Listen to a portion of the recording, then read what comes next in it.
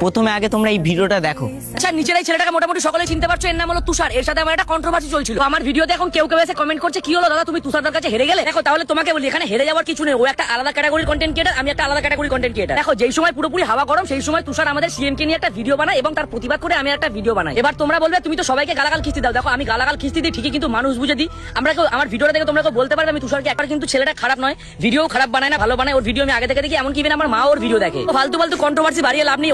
তো এই ভিডিওটা বানানোর একটাই উদ্দেশ্য, তুষার তো আছে এবং কিছু কিছু মানুষ কমেন্ট করছে তুমি হেরে গেলে। দেখো ভাই হারিনি, আমি জাস্ট লজিক দিয়ে বুঝিয়ে দিলাম তোমাদেরকে। তো তুষারের সাথে কথা হয় আমার কলে, ঠিক আছে। সত্যি ভাই ছেলেটাকে আমার মনে হলো যে ও এত বড় কন্টেন্ট ক্রিয়েটার, তারপরেও আমাকে এত সম্মান করে দাদা দাদা করে কথা বলছে। ভাই বন্ধুরা সত্যি বলছি। আর যাই হোক, আর কোনো কন্ট্রোভার্সি হবে না, কন্ট্রোভার্সি এখানেই এন্ড। তুমি আমাকে নিয়ে ভিডিও বানিয়েছো, তাতে আমার কোনো রাগ নেই। তুমি আমাকে বাজে বাজে ভাষায় কথা বললেও আমি তোমাকে দাদা বলেই সম্মান দিতাম।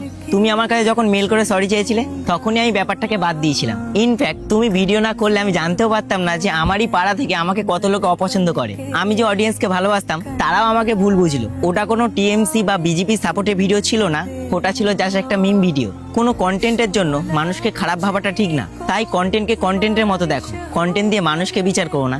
যাই হোক, এখানেই এন্ড ভিডিও, এরপরে আর ভিডিও আসবে না।